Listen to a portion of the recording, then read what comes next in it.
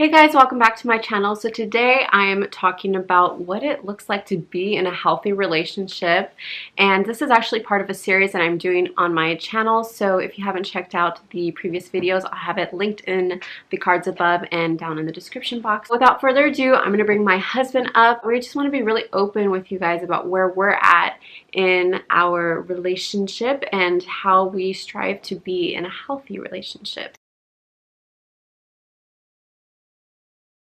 I know for me, early on when Josiah and I were dating, I really knew that I needed to be with somebody who could accept my like kind of quirky, goofy personality, because I definitely have that side of me. It's not like I'm not always extremely weird, but I can be.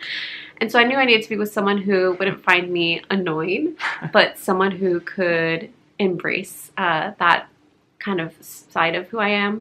And on the other side of the spectrum, I also knew that I needed someone who would be willing to acknowledge and accept my baggage. So kind of where I had been, where I'm at, and what I'm currently working through, but also someone who could really spur me on and push me forward to kind of work through all of that messy baggage. I think this one really has all to do with vulnerability. Finding someone who you feel like you can be vulnerable with, who you can be fully yourself with. Right. I feel like there's nothing worse than being in a relationship, any kind of relationship, even a friendship, where you feel like you can't really be yourself, or you have to hide certain parts of who you are. Right.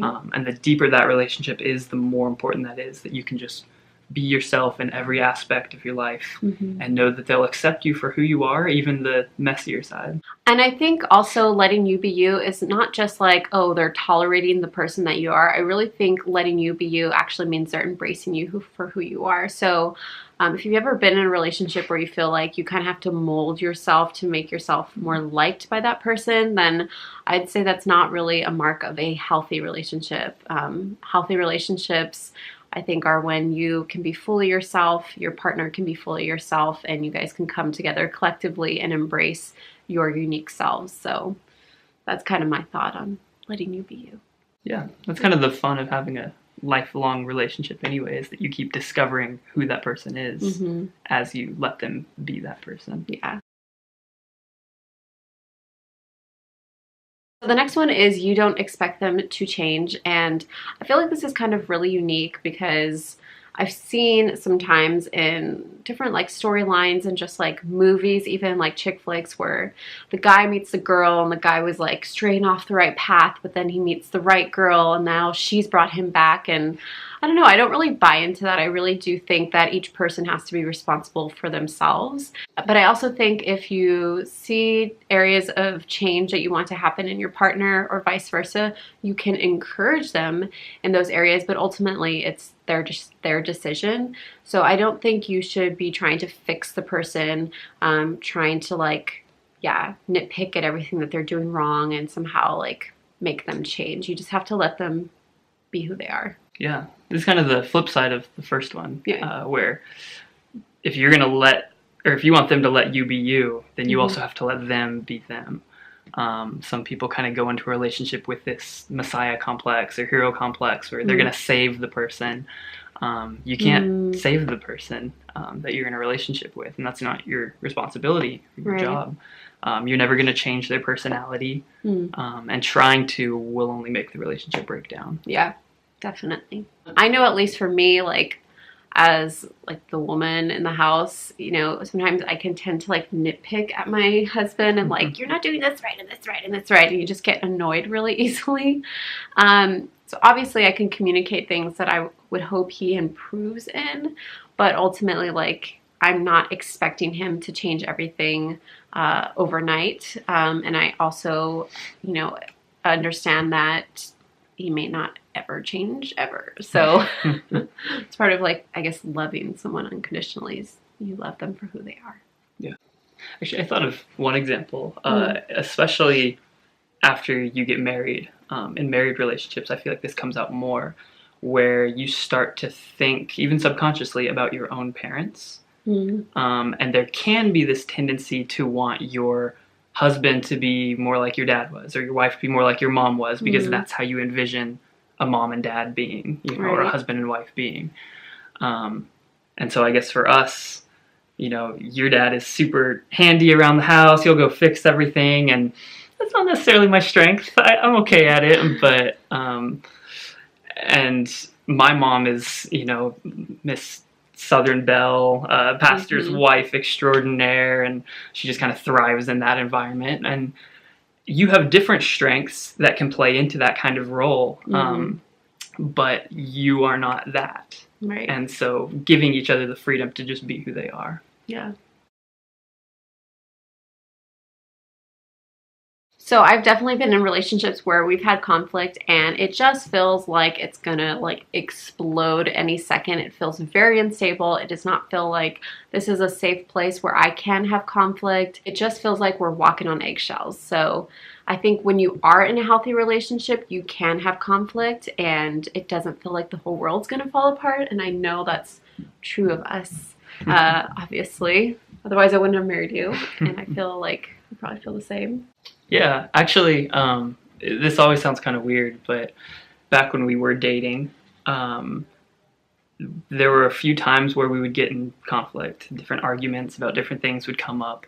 Yeah. But surprisingly, those were some of the moments where we would work through that, and I would come to the end of that realizing, you know what, this is a person I could marry. Because we were able to go through this conflict, we could talk through it, be honest with each other about what we were feeling. Yeah. That kind of gave me that assuredness that, okay, when we go through rocky times, I know it's not going to blow up our relationship.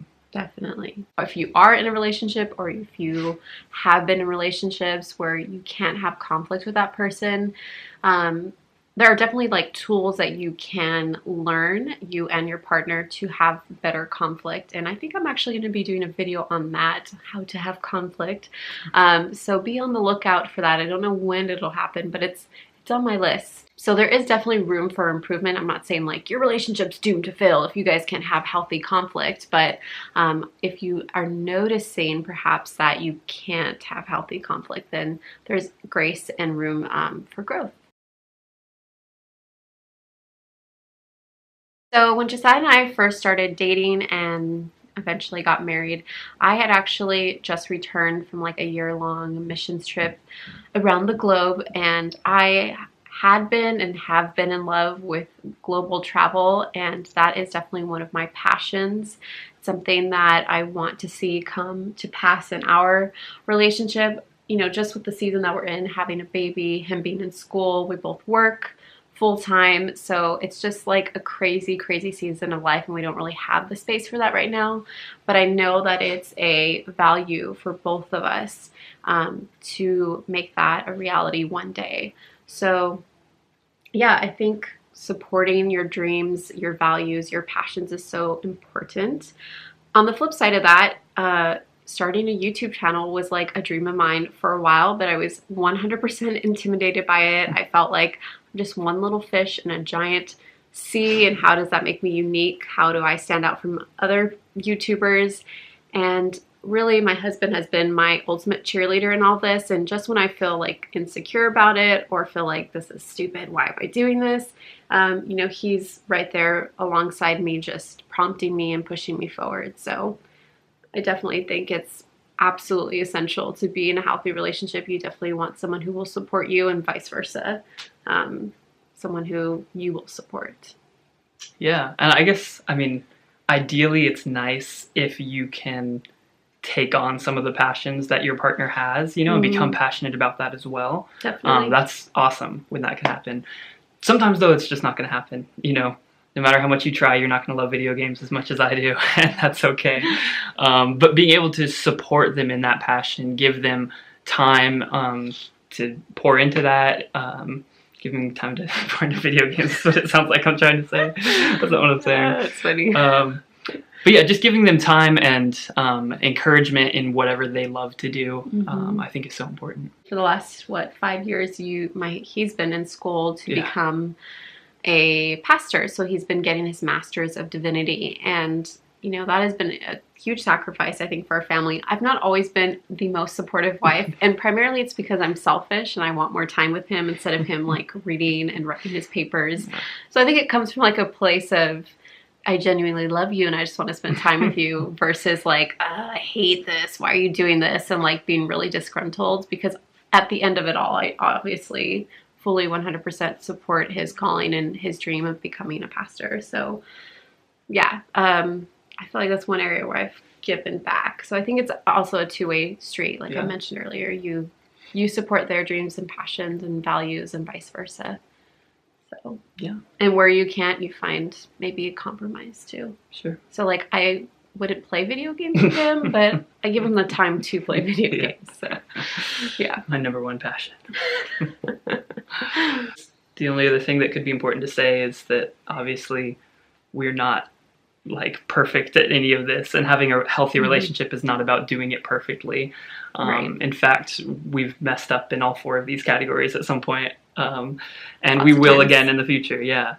So I guess when we say having a healthy relationship, it's more about, even when you mess up, okay, how do you recover? What are you striving for? Just kind of having this image in your mind of what you want your relationship to look like. Definitely. Yeah, I would hope that we in no way come across as like this perfect couple where we have everything together all the time, because we definitely don't. I've definitely chewed off his head before. Yeah, we are just people who love each other and want to be emotionally healthy and want to share what we feel are good tools to be emotionally healthy with others. So all right, guys, I hope you enjoyed this type of video. If you did, please give this video a thumbs up. This really helps me know whether or not you are enjoying this type of content. I really enjoy emotional health, relational health, things of that nature. So this will continue to be a theme on my YouTube channel. So if you're interested, please subscribe. I'd love to have you. And with all that said, we will catch you next week. Bye.